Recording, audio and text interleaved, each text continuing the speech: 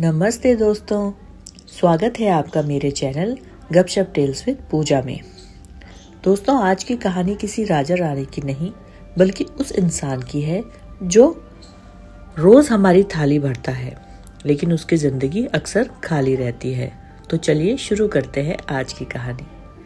आज की कहानी का शीर्षक है सब्जी वाला रामू। रामू एक छोटे से गांव धनौली में रहता था। गांव बहुत बड़ा नहीं था, लेकिन लोगों के दिल बड़े थे। कच्ची सड़कें, मिट्टी के घर और चारों तरफ फैले खेत, यही धनौली की पहचान थी।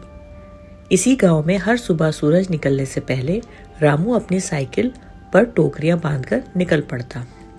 रामू सब्जी बेचता था। कोई बड़ी दुकान नहीं थी, कोई चमक धमक नहीं थी, बस साइकिल, 2 टोकरियां और मेहनत से भरा दिल। एक टोकरी में हरी सब्जियां, दूसरी में आलू प्याज। गांव के लोग उसे नाम से नहीं बल्कि सब्जी वाले कहकर बुलाते थे। रामू का दिन सुबह 4 बजे से शुरू होता। वो खुद खेतों से सब्जी तोड़ता, कुछ मंडी में लाता और फिर पूरे गांव में घूम घूम कर बेचता। धूप हो या बारिश, रामू कभी नहीं रुकता। उसके हाथ खुरदुरे थे, लेकिन आवाज में अपनापन था। ताजी भिंडी ले लो, आज की तोड़ी हुई। रामू का घर छोटा था, एक कमरा, मिट्टी की दीवारें और टीन की छत। उसी घर में उसकी पत्नी सीता और 8 साल की बेटी गुड़िया रहती थी। सीता अक्सर कहती, इतनी मेहनत करते हो फिर भी पैसे हाथ में नहीं टिकते। रामू मुस्कुरा देता, सब्जी है सीता, मुनाफा नहीं। गांव में लोग रामू से उधार की सब्जी लेते थे। कोई त्योहार, कोई बीमारी, कोई मजबूरी।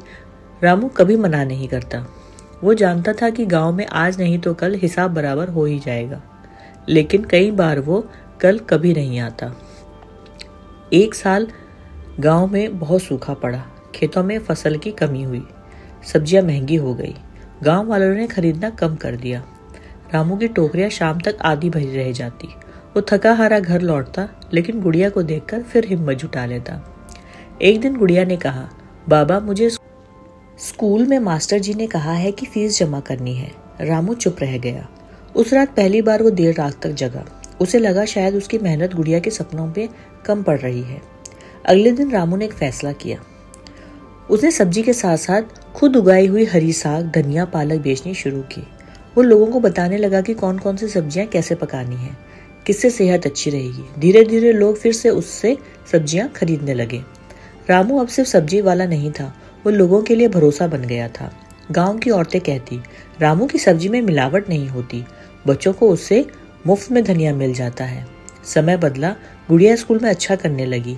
सीता भी घर के छोटे मोटे कामों में रामू का हाथ बटाने लगी, क्यारी में सब्जी उगाने लगी। दोनों मिलकर रामू का साथ देने लगे। आज भी रामू वही साइकिल चलाता है, टोकरियां वही हैं, रास्ते वही हैं, लेकिन अब उसके चेहरे पर थकान के साथ संतोष भी है। वो जानता है कि उसकी जिंदगी बड़ी नहीं सही, लेकिन ईमानदार है। रामू जब शाम को बची हुई सब्जियां गाय को डालता है और गुड़िया के सिर पर हाथ रखता है, तो उसे लगता है मेहनत कभी बेकार नहीं जाती, बस फल आने में वक्त लगता है। इस कहानी का मॉरल है, छोटा काम कभी छोटा नहीं होता। जो इंसान ईमानदारी से मेहनत करता है वो धीरे धीरे ही सही, लेकिन मजबूती से आगे बढ़ता है। तो दोस्तों, कैसी लगी आप लोगों को ये कहानी? अगर आपको ये कहानी अच्छी लगी हो तो please like, share and subscribe my channel गपशप टेल्स विद पूजा। मैं आपको अगली कहानी में फिर मिलती हूँ। तब तक के लिए बाय।